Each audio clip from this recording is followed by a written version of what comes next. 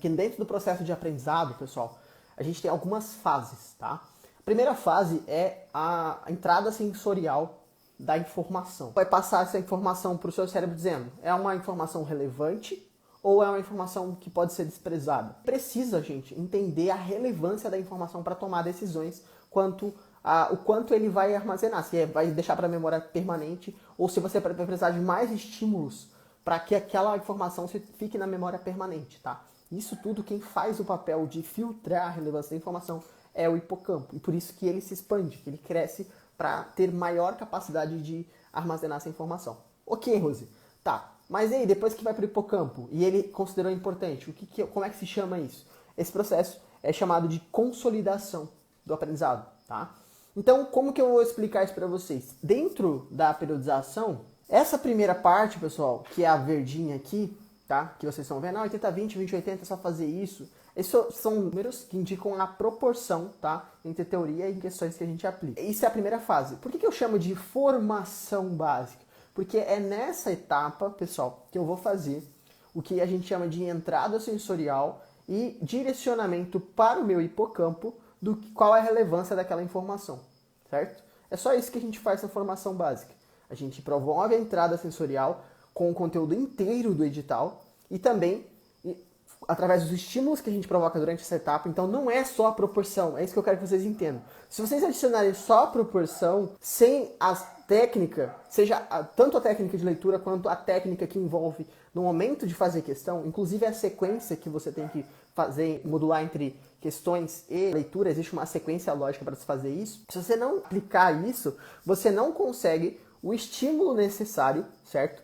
Para que você promova o indicativo para o hipocampo do que deve ser armazenado ou não. Você não vai conseguir sinalizar. Sinalizar para o hipocampo, não, isso sim é importante. Então só a proporção não é eficaz. Obviamente, pessoal, vocês entendam o seguinte, é melhor do que muitas outras coisas que vocês fazem aí totalmente aleatórias. Você já vai sentir evolução. Só de fazer isso vai ter sim.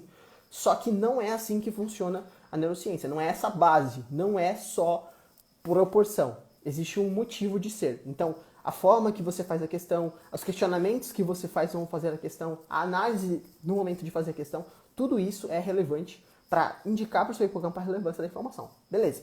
E a consolidação? A consolidação do aprendizado, ela vai acontecer na formação específica. Então, quando você faz todas essas etapas que eu falei agora para vocês, quando eu faço todas essas etapas, eu vou ter o traço de memória registrado no seu cérebro.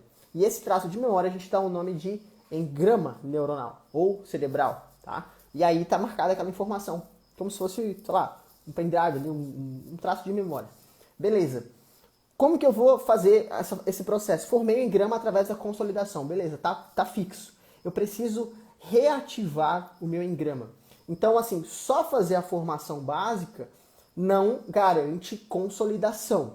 Quando que a formação básica ela vai ser suficiente para te fazer alcançar uma aprovação? Sou vendedor de sonhos, tá? Aqui é objetivos, metas e resultados que a gente traça. Não tem essa, não tem sonho.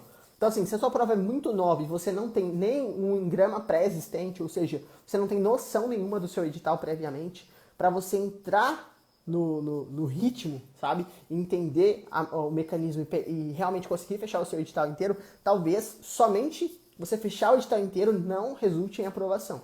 Você vai precisar consolidar essa informação, ou seja, fazer os mesociclos, e você também vai precisar fazer a reativação dos engramas. A reativação dos engramas é em outro momento da periodização, que tem que ser feito no mínimo, tá? Na estratégia de reta final. Então eu tenho a formação básica, se eu já tenho engramas pré-existentes, se eu já vinha estudando, ou se as matérias que estão naquela prova, de alguma maneira eu já tenho alguma familiaridade, tá? Tenho facilidade com aquelas matérias, mesmo assim eu vou precisar da formação básica, mais a estratégia de reta final, os últimos 10 dias, porque nos últimos 10 dias a gente vai fazer um processo de entrar no ritmo de prova, tá? E de dar uma resposta para o seu hipocampo do quanto de informação é necessário ele armazenar ao mesmo tempo e correlacionar essas informações também.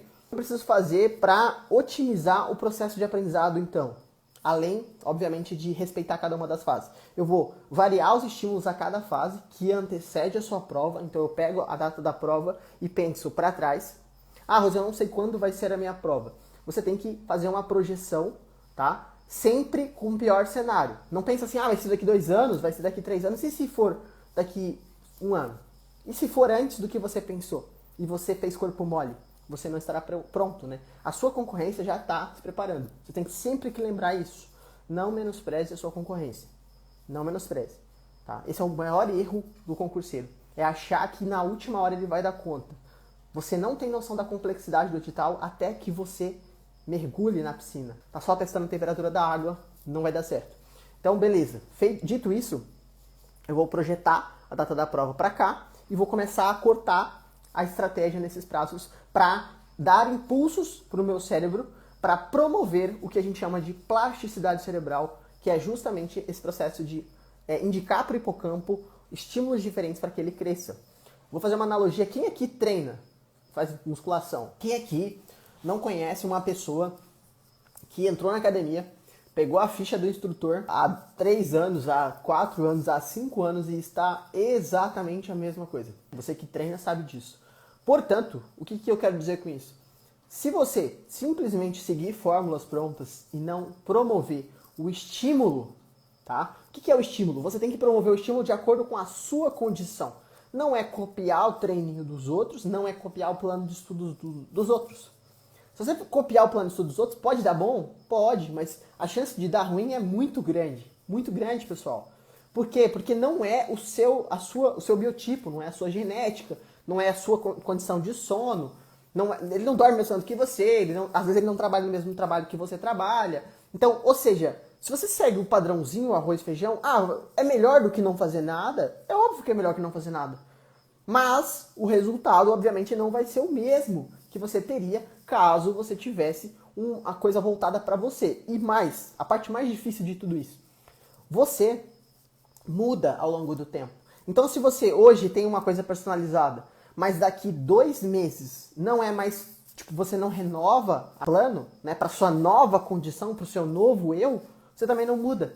Porque se você pega hoje para o seu eu de hoje e você melhora e aí você continua fazendo a mesma coisa, você entra no que a gente chama de platô, né? Então você melhorou, mas daí agora você mantém, porque você está fazendo a mesma coisa e aí você não tem estímulo para evoluir.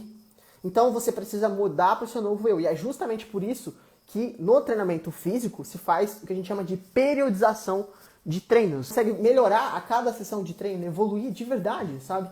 A periodização de estudos, ela foi criada com base na periodização de treinos mais neurociência, tá? Unindo o conhecimento de neurocientífico para isso. Então, é justamente isso que eu fiz. Eu uni essas duas coisas porque o cérebro e o músculo funcionam de forma muito semelhante. Se você faz hoje uma coisa que é top, mas daqui 1 mês você mentalmente já é outra pessoa, já está melhor, e você não ajusta, não muda o nível da coisa, você vai se manter como era antes. Melhorou? Melhorou, mas parou. Quantas pessoas aqui não estão no platô? Né? Quantas pessoas aqui não estão na mesma condição? Que estavam, começou a estudar, beleza, deu uma melhoradinha, agora tá na mesma, tá? Ou tá sempre naquele quase passei, quase foi, vai continuar falando quase foi o resto da vida, né? Não adianta.